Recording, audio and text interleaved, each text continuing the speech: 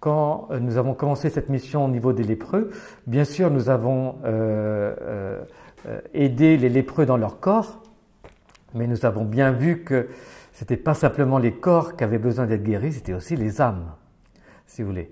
Et donc, il était nécessaire non seulement de monter des dispensaires, mais il y avait tout un accompagnement de ces malades qui avaient été abandonnés par leur famille, rejetés, et puis qui avaient eu des problèmes comme chacun de nous, et donc qui vivaient avec certains problèmes intérieurs, on pourrait dire ça comme cela. Hein. Et si vous voulez, au départ de notre intervention, on s'est rendu compte que les villages étaient assez dépressifs. Et donc, bien sûr qu'il fallait soigner les corps, mais et comme on ne pouvait pas soigner, disons, évangéliser, je dirais, comme en paroisse, vous voyez, c'était pas une vie paroissiale, c'était une mission très différente. Alors, je vais attendre que le monsieur téléphone et puis après on va continuer. Patrick. Il coupera après, ça va faire du travail en plus, ça me...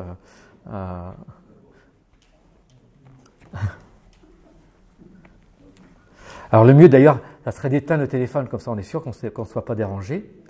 Hein, et sachant que s'il y a un tremblement de terre ou il y a un tsunami, vous inquiétez pas, ça sera déjà trop tard.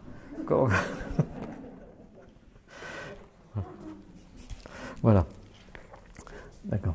Voilà. Alors, voilà. Alors donc ce premier, si vous voulez, on ne va pas parler de tout au niveau de la guérison intérieure, parce que, en général, il faut au moins faut des semaines de formation. Hein. Donc, ce qu'on va aborder aujourd'hui, c'est certaines pistes, si vous voulez. Et puis la prochaine fois aussi, on abordera certains sujets, peut-être certains on va détailler un petit peu, mais on ne pourra pas tout voir, hein, vous comprenez, c'est trop vaste.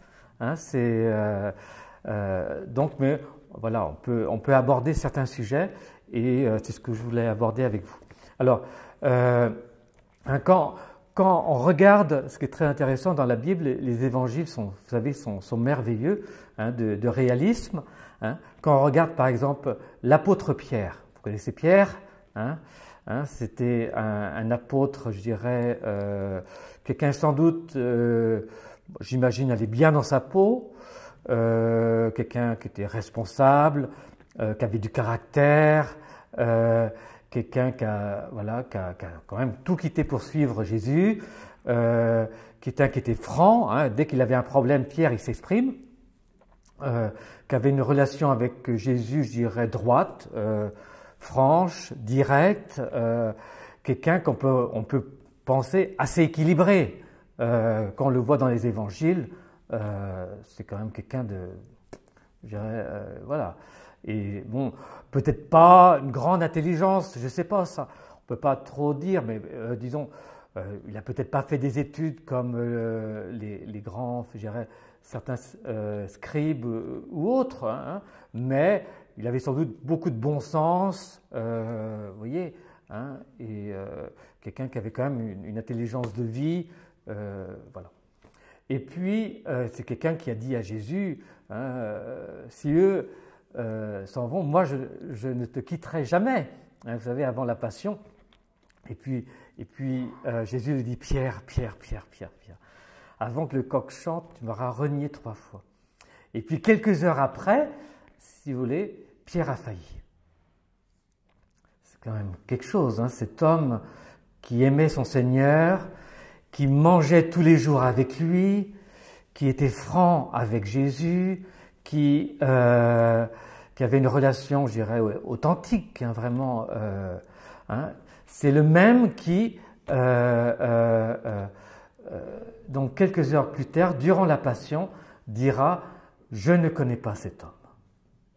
Et même il dira par rapport à l'Église, non, j'en suis pas. Alors que Jésus lui avait dit, tu es Pierre, cette pierre, je bâtirai mon Église. Mais lui, il dira, je n'en suis pas. Et là, il parlait du groupe de ceux qui suivaient Jésus, vous voyez. Et tu as une question? Oui, je voulais rebondir à propos du reniement de Pierre. Guillaume, ça expliquerait les difficultés de l'Église catholique romaine. Alors moi, je ne suis pas dans ce domaine-là. Je ne suis pas dans ce domaine-là, mais si tu veux, moi, je suis au niveau de la guérison intérieure. Donc, ce que je veux dire, c'est que Pierre, il est quelqu'un qui est un disciple du Christ, tu vois, hein, qui a suivi le Christ, hein, qui a partagé 3 ans de sa vie avec, et qui a pu, à un moment donné, dire « je ne connais pas cet homme ». Et qui s'est effondré quand il l'a vu après avoir trahi Jésus, si vous voulez, il s'est effondré quand Jésus l'a regardé, et c'était dramatique, si vous voulez. Et ce qu'il y a, si vous voulez, c'est que Pierre, bien sûr, avait un chemin de conversion et un chemin en anglais, on pourrait dire discipleship, de follower. Comment on dit ça en français? Je ne sais plus, moi, follower. De suivre, comment on dit en français? Non, il suivait le Christ, comment dire ça, de disciple du Christ, mais en fin de compte, il ne se connaissait pas lui-même. Et vous voyez, Pierre n'était pas hypocrite. Il n'a pas menti à Jésus quand il a dit « Non, je ne te renierai pas ». Vous voyez, si eux, voilà. Mais il ne se connaissait pas lui-même. Il ne savait pas de quoi il était capable. Vous voyez ce que je veux dire, Pierre?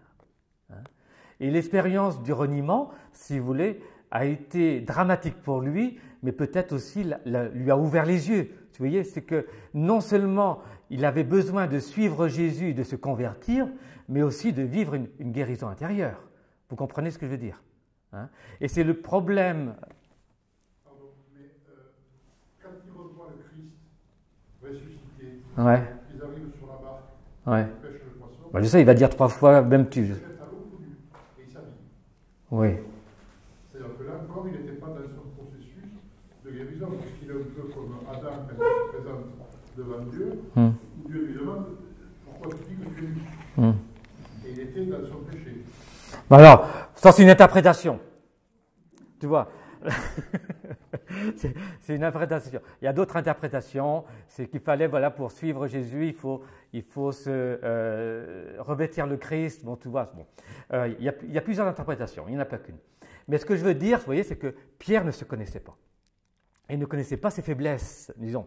Et pourtant, on peut voir dans les évangiles, disons, plusieurs choses, disons, plusieurs lampes rouges, si vous voulez, au niveau de Pierre, qui manifestaient qu'il avait besoin aussi de guérison. La première, vous vous en souvenez, quand Pierre, une fois, dit à Jésus, « Mais combien de fois dois-je pardonner à mon frère? 7 fois ?» Et Jésus lui dit, « Pas 7 fois, 70 fois, 7 fois. » Ça veut dire quoi? Qu'il avait du mal à accepter certaines fautes de ses frères. Et derrière ce mal d'accepter les fautes de ses frères, je dirais, une mauvaise compréhension aussi de la faiblesse humaine. Vous voyez, autre chose, quand Jésus lui annonce sa passion, la première fois, Pierre a dit non, que Dieu t'en préserve, ça ne t'arrivera pas. Vous vous en souvenez? Et Jésus lui dit, pas derrière moi, Satan. Et vous voyez, Pierre a réagi, je dirais, au quart de tour face à l'annonce du Christ qui va aller vivre sa passion. Et certains disent, et moi j'aime bien cette interprétation-là, Pierre avait du mal avec je dirais, la souffrance, si vous voulez, le domaine de la souffrance. Et quand Jésus dit qu'il va aller souffrir, non, il ne peut pas supporter. Troisième chose, vous vous souvenez, pendant le lavement des pieds, quand Jésus lave les pieds de ses disciples, au départ, Pierre refuse. Et puis, Jésus lui dit, mais si je ne te lave pas, tu n'auras pas de part avec moi. Alors Pierre dit, bon, non seulement les pieds, mais tout entier. Mais derrière sa première réaction, vous voyez, parce que les pieds, ça représente quoi? C'est le côté sale. Vous voyez, à l'époque, il n'y avait pas des chaussures comme cela, c'était des sandales, les gens marchaient beaucoup, c'était des lieux de blessures, évidemment, parce qu'il y avait beaucoup de pierres, des chemins pierreux, tout cela. Et donc, laver les pieds, c'est mettre ses mains dans le côté sale, vous voyez, et donc Pierre, par rapport à cela, réagit très fortement. Vous comprenez ce que je veux dire? Ça veut dire que dans cette réaction où Pierre, n'accepte pas au départ que Jésus lui lave des pieds, ça manifeste bien que voilà, il est encore trop à l'extérieur, si vous voulez, trop. Est-ce que ça va, ça? Ça va? Voilà. Alors, il y a un problème? Non? On parle sur la lumière. Ah bon? Ah bon? Que ça me trouble un peu, c'est pour ça. Et donc, ce que je veux dire, c'est que quand on parle de guérison intérieure, je crois que c'est nécessaire pour nous, pour chacun de nous, parce que non seulement nous avons un chemin de conversion, bien sûr qu'il faut quitter des péchés, quitter des choses qui nous écartent de Dieu, mais aussi il faut que la grâce de Dieu entre en profondeur et aussi dans ces lieux blessés de nos personnes humaines pour que nous devenions vraiment ce à quoi Dieu nous a appelés.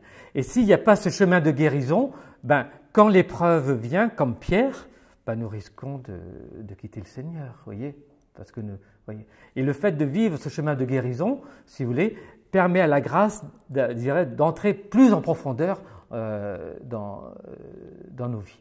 Est-ce que vous comprenez ce que je veux dire? Voilà.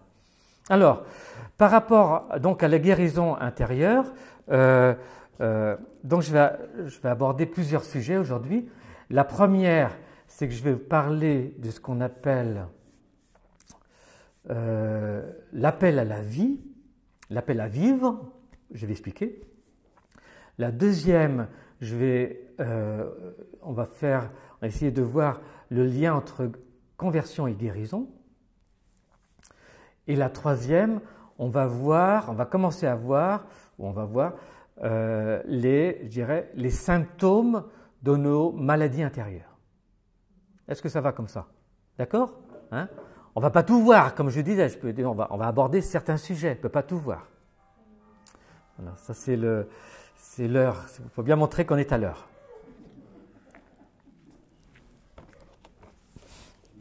Alors, l'appel à la vie. Vous savez que, en fin de compte, on a plusieurs appels qui reposent sur nous. Vous savez ça? Est-ce que vous savez ça? Non? On pourrait dire le premier appel, c'est à suivre Jésus quand même. D'accord? Vous savez que l'Église, ça veut dire le rassemblement, ecclésia en grec, rassemblement de ceux qui sont appelés. C'est pour ça que au départ, avant les messes, on fait sonner les cloches pour appeler les gens à venir. Voyez? Et nous, on répond à l'appel de Dieu. Vous êtes d'accord? Et c'est parce que Dieu nous appelle d'abord que nous répondons. Vous voyez, c'est Dieu qui est premier à l'œuvre. Vous voyez, c'est ça qui est derrière. Et nous répondons et nous allons donc à participer à l'Eucharistie. Alors, le premier appel, si vous voulez, je dirais, le premier appel lié à notre baptême, c'est d'être enfant de Dieu. Vous êtes d'accord? Après, je dirais, quand on grandit dans notre baptême, on reçoit l'appel à suivre Jésus, à être disciple, non seulement enfant du Père, mais aussi disciple, on suit le Christ. Et puis après, il y a des appels particuliers pour chacun d'entre nous. Par exemple, ceux qui sont mariés, moi avec mon sacerdoce, et même au sein je pense, vous avez peut-être des missions particulières dans l'Église et qui correspondent aussi à un appel de Dieu. Ça, vous êtes d'accord? Ça va, ça. Donc, vous voyez qu'on peut avoir plusieurs appels qui se superposent, si vous voulez, mais et comme Voilà, comme le Christ, hein, vous savez, dans la lettre aux Hébreux, qui dit « Me voici ». Hein, donc, comme aujourd'hui, hein, pour la fête de l'Immaculée Conception, hein, il y a donc cet appel de Dieu pour la Sainte Vierge. Hein, nous avons lu l'Annonciation et Marie dit « Je suis la servante du Seigneur, qu'il me soit fait selon ta parole. Hein, » D'accord? Donc ça, je dirais, on est tous appelés, vous comprenez? Mais il y a un appel encore, je dirais, encore plus, pas plus important, mais aussi très important, peut-être encore plus profond et plus fondamental, qui repose sur nous, c'est l'appel à vivre. On a été appelés, quand Dieu nous a créés, même si on n'a pas été baptisés, hein, on a tous été appelés à vivre. Hein, c'est le livre de la création.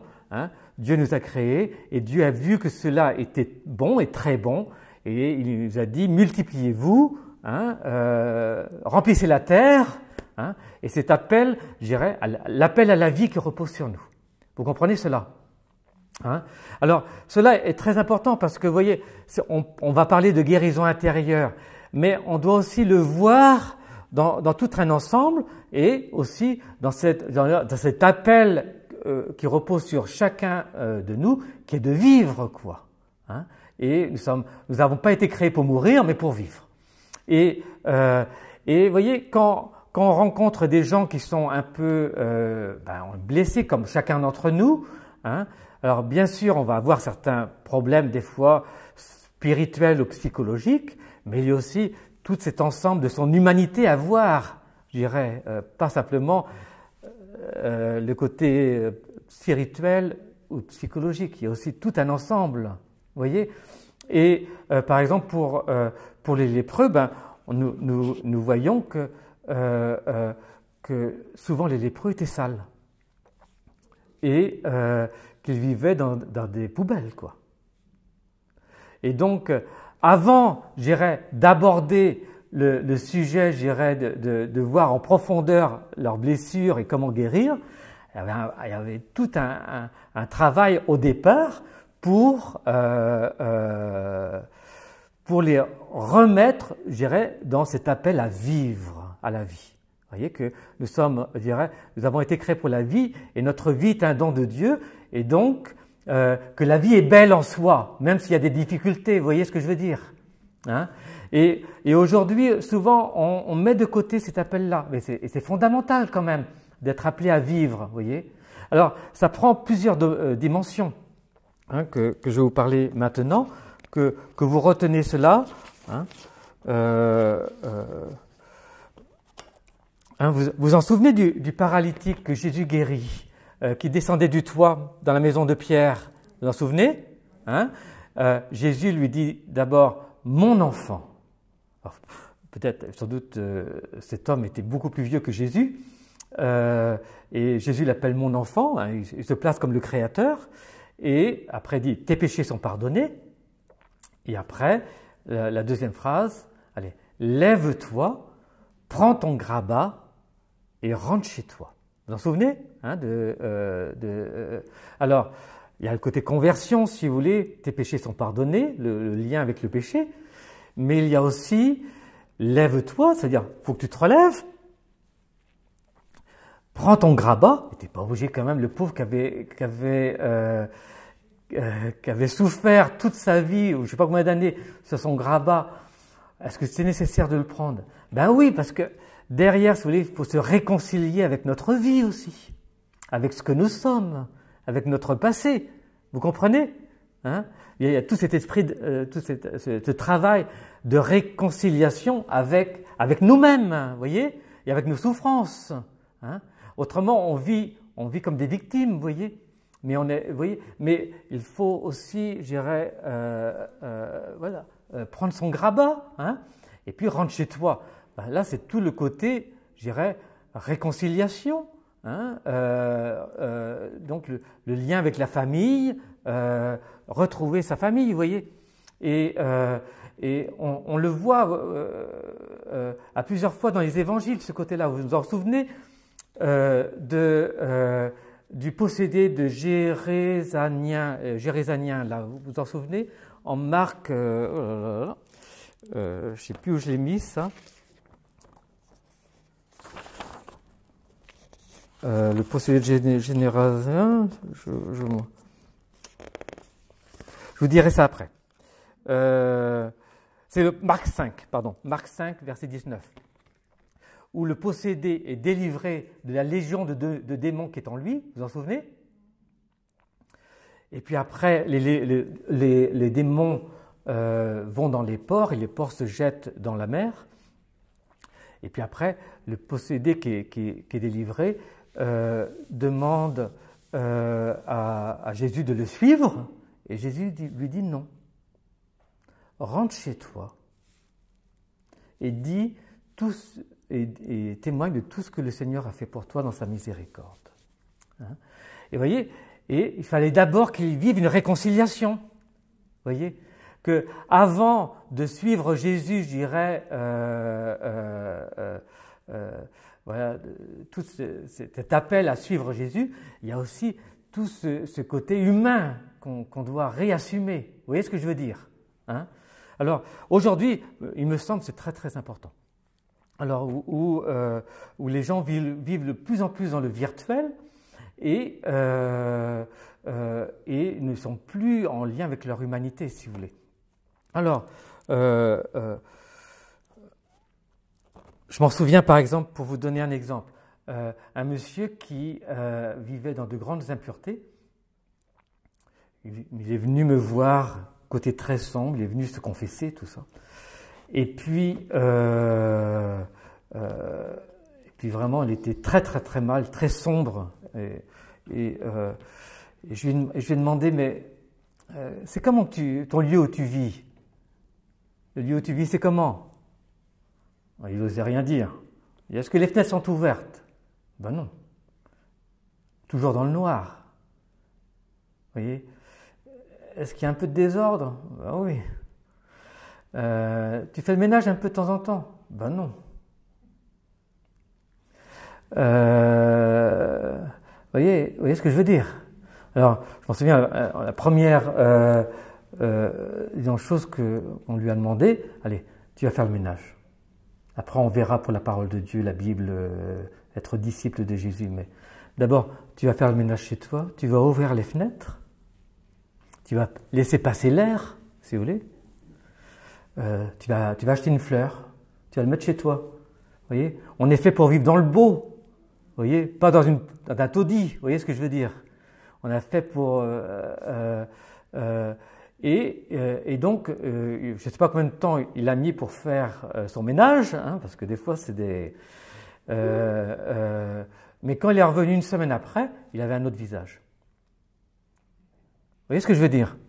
Derrière, si vous voulez, le lieu où nous vivons est une image de notre cœur. Et si notre lieu ne se sent pas bon, est sale, ben oui, notre cœur aussi. Vous voyez? Et donc, le fait de rendre notre lieu de vie, je dirais, agréable, propre, beau, hein, la beauté, la notion de beauté, va aussi m'aider à m'ouvrir, je dirais, à la vie, à la beauté et à tout l'ensemble. Vous voyez, c'est réciproque. Vous voyez ce que je veux dire, hein? Donc, donc, vous voyez ce côté de lieu de vie. Où est dans quoi? Quel est notre lieu de vie? Est-ce qu'il est agréable? Est-ce qu'il est en ordre? Voilà. La deuxième chose par rapport à l'appel à la vie, c'est à quelle heure je me couche? Quel est mon rythme? Aujourd'hui, beaucoup se couchent à 3 heures du matin.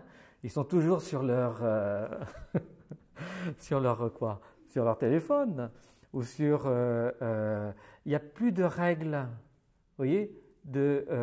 Mais derrière, il y a un manque de respect de la vie, manque du respect du corps. Vous voyez ce que je veux dire, hein? Et donc, il faut souvent mettre en règle, je dirais, mettre en des nouvelles règles pour, je dirais, et je vais retrouver une santé physique, mais aussi, je dirais, humaine et spirituelle. Vous voyez, par exemple, Avant, j'ai passé 1 an chez les trappistes. Je ne sais pas si vous connaissez les trappistes en Bretagne, avant d'aller en Chine. Et les trappistes, comme les bénédictins, ils font les 3-8. Je ne sais pas si vous connaissez ça. Hein? 8 heures de prière, 8 heures de travail et 8 heures de sommeil. Mais ils vivent très vieux et ils sont très équilibrés. Vous voyez ce que je veux dire? Parce que c'est un rythme qui construit, qui aide. Et si on n'a pas de rythme, eh ben on se détruit. On est fait pour un rythme. Vous êtes d'accord? Hein? Et donc, vous savez quand est-ce qu'ils mangent? Parce que 8 heures de travail, 8 heures de sommeil et 8 heures de prière. Quand c'est qu'ils mangent?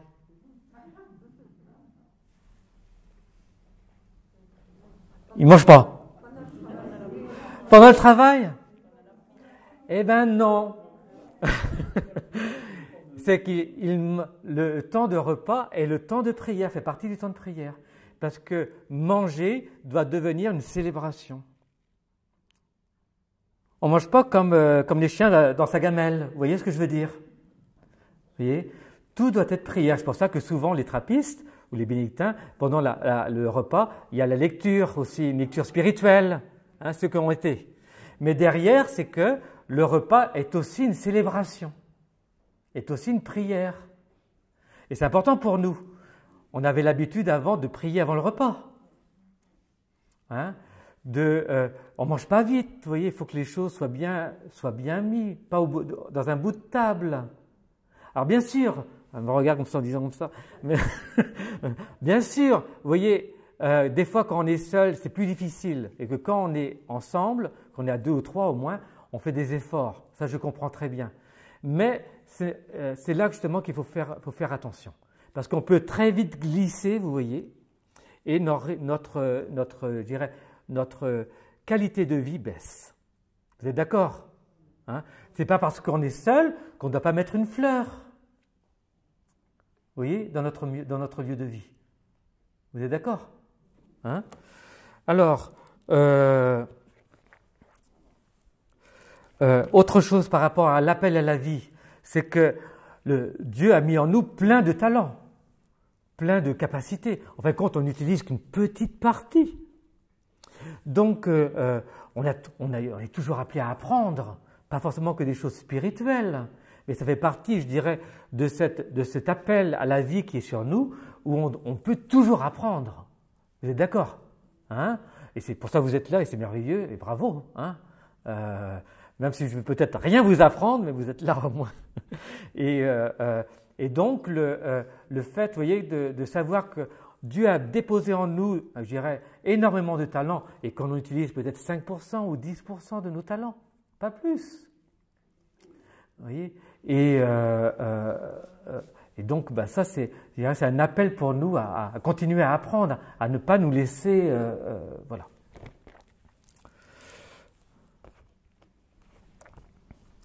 Alors, le lien avec la nature, bien sûr, hein, avec les animaux. Moi, je crois beaucoup à le fait de vivre avec un animal aussi. Ça, c'est très, vous voyez.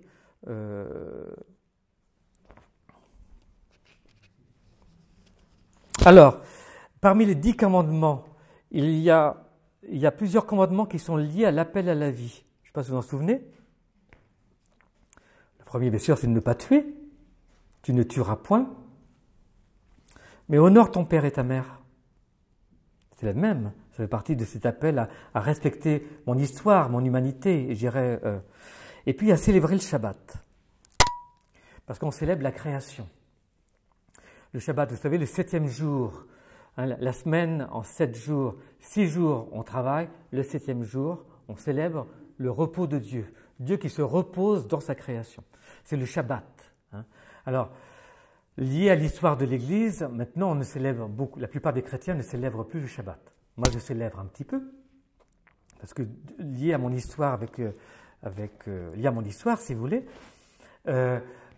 mais c'est quelque chose qui est, vous voyez, qui manque, parce que toutes les fêtes de l'Église sont liées au salut, sont liées à la rédemption, sont liées au Christ.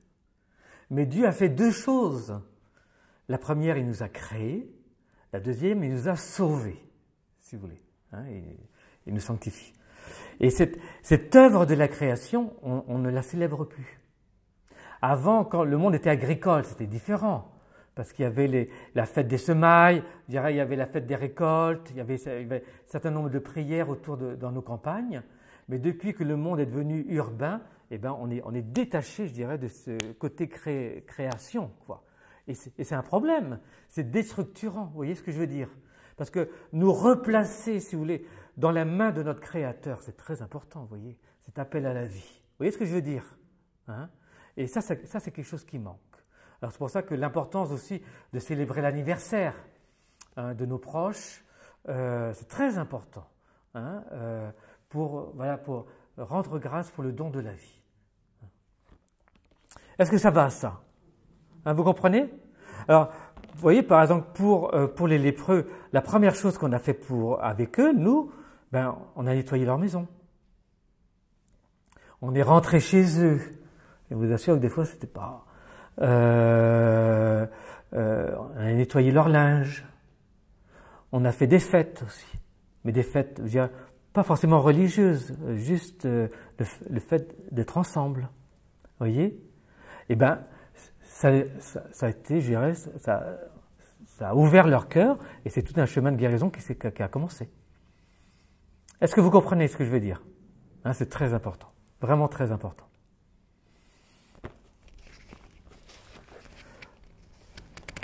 Dernièrement, j'étais dans une EHPAD, pas loin où je suis. Bon, il y a le Covid, c'est compliqué, mais quelle tristesse, quoi. Ou en fin de compte, on n'a que la télé à proposer, si vous voulez, comme activité. C'est pas structurant pour nos anciens.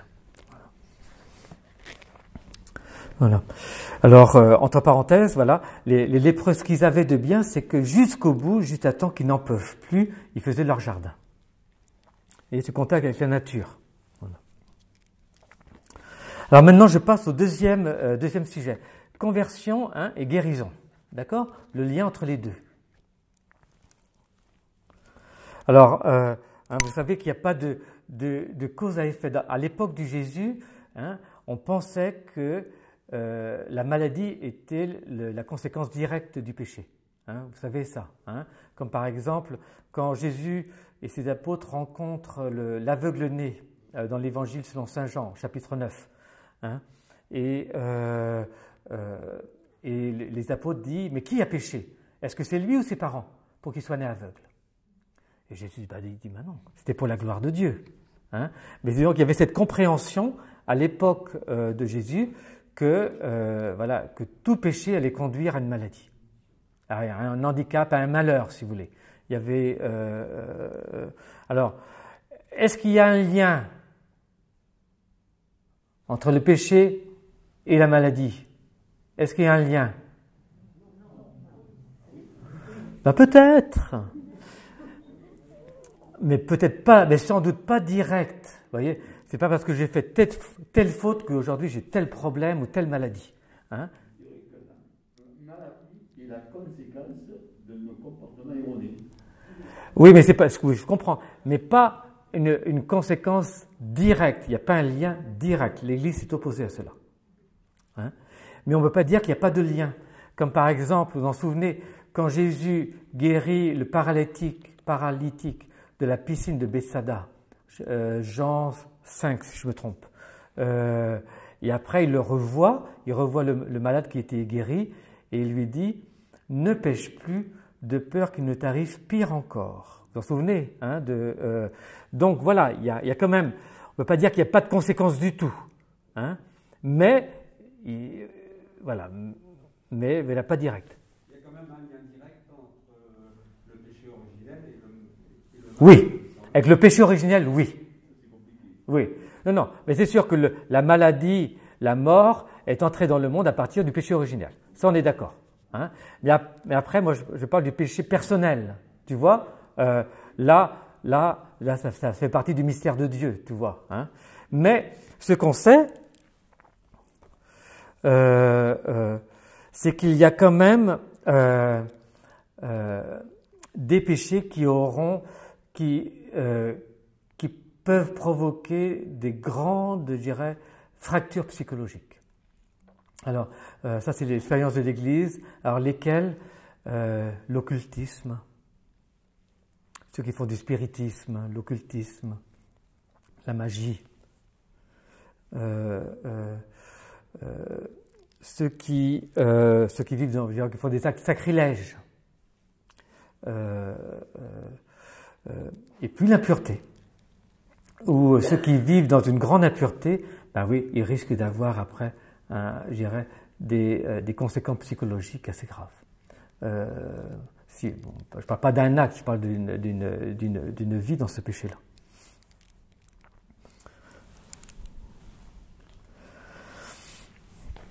Alors, autre chose, c'est que nos blessures peuvent être le lit d'un péché.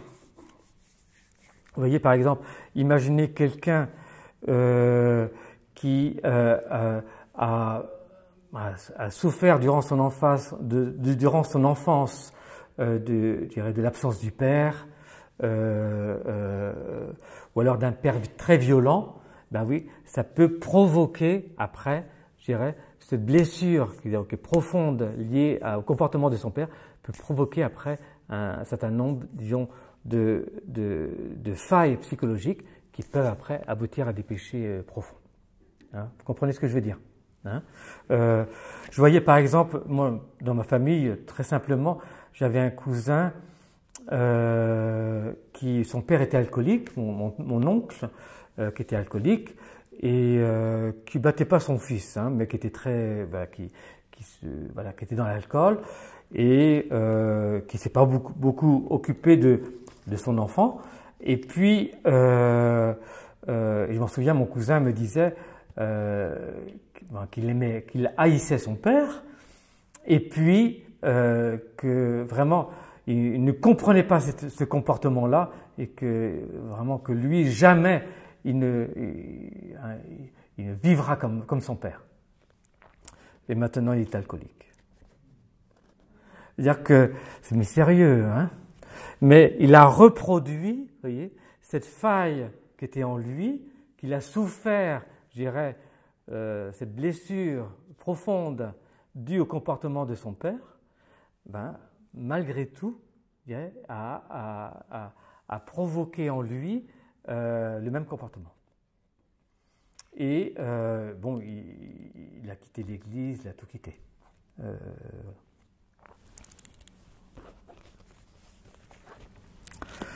Alors, ce qu'il y a derrière, c'est que vous comprenez ce que je veux dire, c'est que nous sommes faits pour imiter aussi. L'imitation, elle fait partie de nos gènes, et donc les modèles, nos premiers modèles, c'est nos parents, et donc ces modèles qui sont des fois imparfaits et qui vont peut-être nous blesser, vont avoir des répercussions sur nos existences qui vont être très profondes. Vous êtes d'accord? Et voilà. Et donc, ces lieux de blessure, parce que bien sûr, il n'y a pas de famille parfaite. Ça veut dire que notre famille, nos parents, c'est pas la Sainte Famille, quoi. Vous voyez, Jésus il a eu de la chance quand même. Il a eu la Sainte Vierge qui était immaculée, et son père adoptif, Joseph, qui était le plus grand saint peut-être de l'histoire de l'humanité. Donc après la Sainte Vierge, vous voyez. Donc, mais pour nous, c'est un petit peu plus difficile. Vous êtes d'accord? Donc nos parents n'étaient pas parfaits, et c'est vrai que on a tous été blessés d'une façon ou d'une autre, par tel ou tel, je dirais, mauvais exemple ou attitude, et voilà. Et maintenant, ces blessures peuvent devenir le terreau d'un péché. Vous comprenez cela? Donc voilà, c'est que les péchés de telle ou telle personne peuvent nous blesser. Et après, cette blessure, je dirais, de l'âme peut engendrer un péché. Vous comprenez? C'est tout le truc vous savez, le problème des pédophiles, ce sont souvent des gens qui ont été abusés eux-mêmes, vous savez, et qui reproduisent ce qu'ils ont vécu. Alors, au niveau de la conversion, est-ce qu'il y a des questions? Ça va? Alors, la conversion dans la Bible d'abord.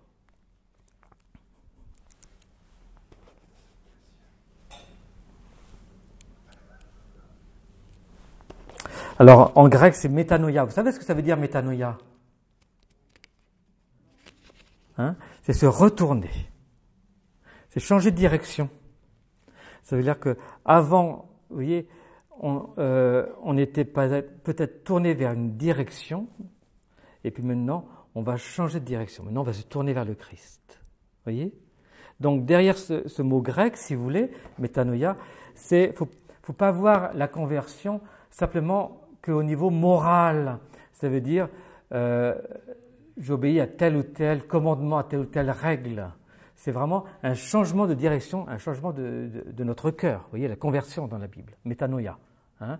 Convertissez-vous. Hein? La deuxième, c'est que, alors bien sûr, ça demande une radicalité aussi dans la Bible. Vous vous en souvenez de Jésus qui dit, si ton œil est occasion de pécher, arrache-le. Si ton bras est occasion de pécher, coupe-le. Hein? Donc derrière, bien sûr, c'est pas se charcuter soi-même, mais ça demande une radicalité. Mais en même temps, la conversion est une grâce de Dieu à avoir. Hein? C'est convertis-nous, Seigneur, et nous nous convertirons, et nous serons convertis. Hein? C'est une grâce de Dieu à recevoir en même temps.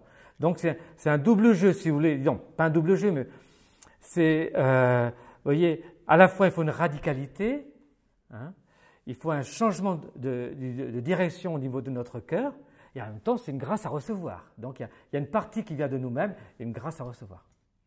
Se convertir, c'est en même temps apprendre de ses erreurs. J'ai pas compris là. Apprendre. Se convertir, c'est aussi apprendre de ses erreurs. Apprendre ses erreurs, bien sûr. Bien sûr.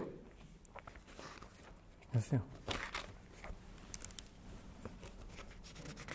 Mais, c'est là que je reviens sur toi, là, c'est pas simplement, parce que tu vois, on pourrait être, je dirais, non-croyant, et on apprend sur ses erreurs. Tu vois? Tout le monde apprend sur ses erreurs. Tu es d'accord? Pour nous, notre conversion est liée quand même à notre union à Dieu. C'est pas simplement au niveau moral, si tu veux. C'est aussi pour être, je dirais, par amour pour Dieu.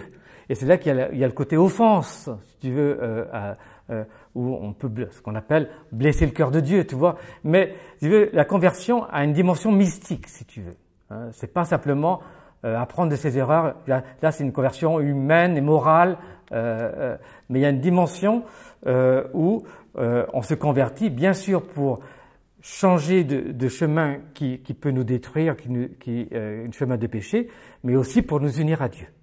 Vous vous souvenez? Et c'est pour ça qu'il y a par exemple le thème le fils prodigue, hein, qui retourne dans son cœur alors qu'il était en train de nourrir les porcs et qu'il avait quitté son père et qui dit « J'ai péché contre le ciel et contre toi. Je ne mérite plus d'être appelé ton fils. » Vous voyez, il y a ces deux dimensions. Vous voyez, bien sûr, humaine, j'ai péché contre toi, mon père, mais j'ai aussi péché contre le ciel. Tu vois, hein? Et après, donc, il y a ces deux dimensions, si tu veux, dans la Bible.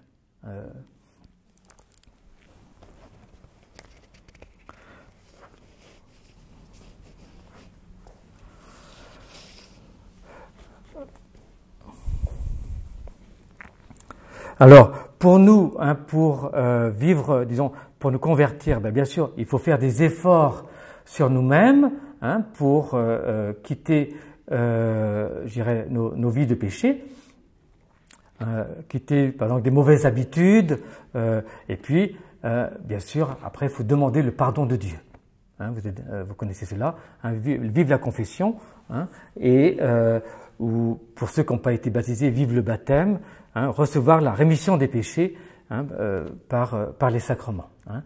Et donc les sacrements de la pénitence, hein, vous savez, c'est d'abord le baptême et la confession, hein, on reçoit le pardon de Dieu.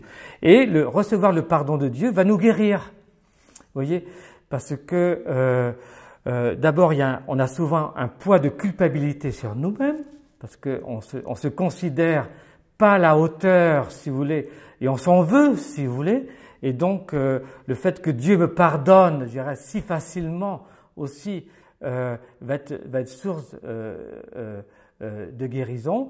Et puis, le fait que Dieu me pardonne va m'apprendre à me pardonner et à pardonner à mes frères. Et donc, ça va être guérissant aussi. Hein. C'est pour ça que vivre la confession, c'est très important. Hein, vous êtes d'accord, hein. Donc, le pardon des péchés, ça, bien sûr, ça nous libère, je dirais, du fardeau de nos fautes, mais ça nous guérit aussi. Et souvent, en tant que prêtre, moi, je l'ai expérimenté, où au moment justement du sacrement de réconciliation, hein, les gens vivaient une guérison intérieure, non seulement le pardon des péchés, mais ils vivaient aussi une dimension de guérison. Hein, le pardon est guérissant, hein, le pardon de Dieu sur nous. Hein, vous êtes d'accord, hein? Alors, si vous voulez, dans ce lien entre conversion et guérison, si vous voulez, il y a comme deux extrêmes, si vous voulez, qu'il faut éviter. La première, c'est où on ne parle que du péché, et là on tombe sur un rigorisme, sur un moralisme, si vous voulez, ou ce qu'on appelle le jansénisme dans l'Église, vous savez, hein, où toute la dimension de l'enfer, la punition de Dieu, le rigorisme, alors on ne parle que du péché, ou alors l'autre extrême, où on ne parle que de nos blessures, vous voyez, et tout est psychologisé, où tout est lié à nos blessures, si vous voulez. Et en fin de compte, on n'est que des victimes, il n'y a plus de péché. Il y a des erreurs, si vous voulez, mais pas de péché, parce qu'on est tous blessés, vous voyez, et on n'a plus de responsabilité quelque part, vous voyez, nous sommes malades, vous voyez, et ben non, la vérité est entre les deux. Bien sûr, nous avons des blessures, mais nous avons aussi, malgré nos blessures, une part de responsabilité. On ne peut pas dire qu'il y a zéro responsabilité, et ça c'est la part de nos fautes, de nos péchés. Vous êtes d'accord, hein? Est-ce que ça va, hein? Et c'est vrai qu'on est balancé entre les deux. Et même aujourd'hui, hein, je peux vous dire, je rencontre des gens qui ne parlent que du péché et qui sont dans un rigorisme qui me fait peur. Vous voyez ce que je veux dire? Ou l'autre qui me parle que de blessures et qui sont que des victimes en fin de compte et qui n'y a pas de péché. Et qui ne trouvent pas nécessaire d'aller se confesser parce qu'il n'y a pas de péché. Ils sont juste faibles. Mais ce n'est pas juste non plus. Vous voyez ce que je veux dire? Et donc, et c'est pour ça que la parole de Jésus est très importante quand il dit « Je ne suis pas venu pour les bien portants, mais pour les malades. Je suis venu pour appeler les pécheurs, pas les justes, mais les pécheurs. » Hein, vous vous en souvenez, hein? Où il lie, si vous voulez, le péché et la guérison intérieure. Hein? Donc, il y a un double travail, si vous voulez. Ou un travail ensemble, vous voyez ce que je veux dire, hein? Et pour nous, voilà, on est souvent ballottés entre ces deux extrêmes, mais aussi entre deux langages. Est-ce que vous comprenez ce que je veux dire? Ben, si vous voulez, le fait de tout, aujourd'hui, il y a beaucoup ça, mais le fait de tout psychologiser, ben, ça va aboutir qu'il n'y a plus de péché, quoi. Et donc, on tombe sur un laxisme et une perte du sens du péché. Et donc, tout est au niveau de la guérison intérieure. Et les gens vont voir que les psychologues. Ils vont plus au prêtre. Parce que ce n'est pas nécessaire. Vous voyez ce que je veux dire? Et là, ce n'est pas juste. Parce qu'on a une part de responsabilité. Même si on est bien sûr blessé. Le fait de tout voir au niveau du péché n'est pas juste non plus. Parce que on va parler du péché mortel et du péché véniel. Vous voyez, on va catégoriser en gravité le péché, mais c'est vrai que la dimension aussi de blessure peut amoindrir un péché qui peut être, je dirais, grave au départ, parce qu'on est blessé. Vous voyez ce que je veux dire? Donc, voyez, en fin de compte, c'est difficile de voir où est la ligne, je dirais, juste. Hein, mais vous comprenez qu'on ne peut pas aller trop dans une extrême et trop dans l'autre non plus. Les deux, je dirais qu'il faut garder les deux, et notre vie elle se situe entre les deux. Est-ce que vous comprenez ce que je veux dire? Hein? Est-ce que ça va? C'est difficile, hein? J'ai pas les mots pour...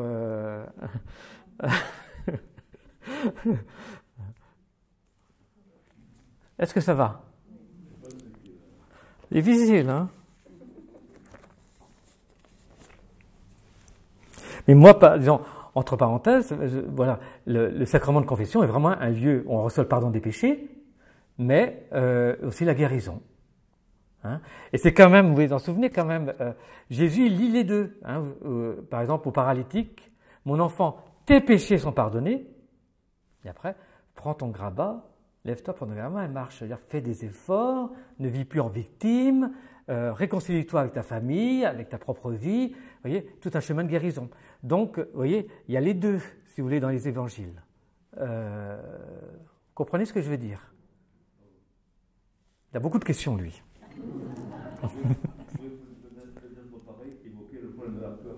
Alors ça, je après. Tu vas trop vite.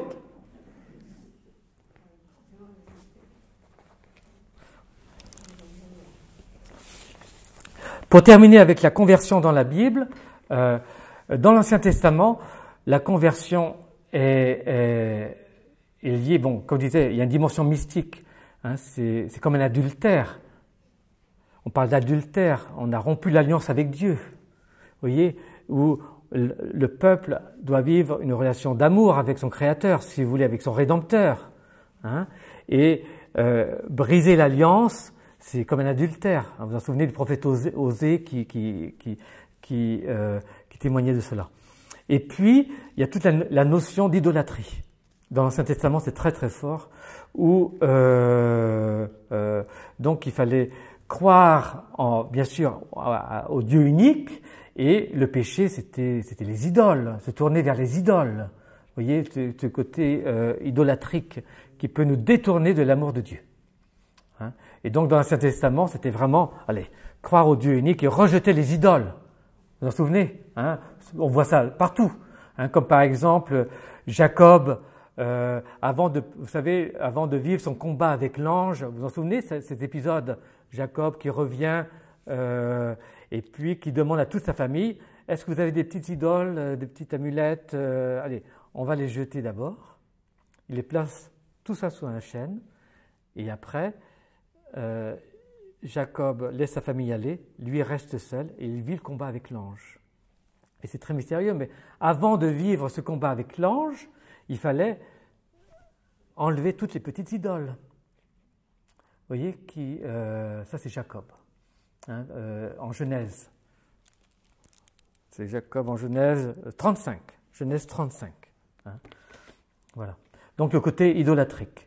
Alors pour nous c'est important aussi parce qu'il y a des fois des choses qui prennent notre cœur et qui nous éloignent de Dieu. Hein, alors bien sûr, ça joue avec nos blessures, avec nos faillances, avec nos défaillances, mais le côté idole est toujours très important voilà.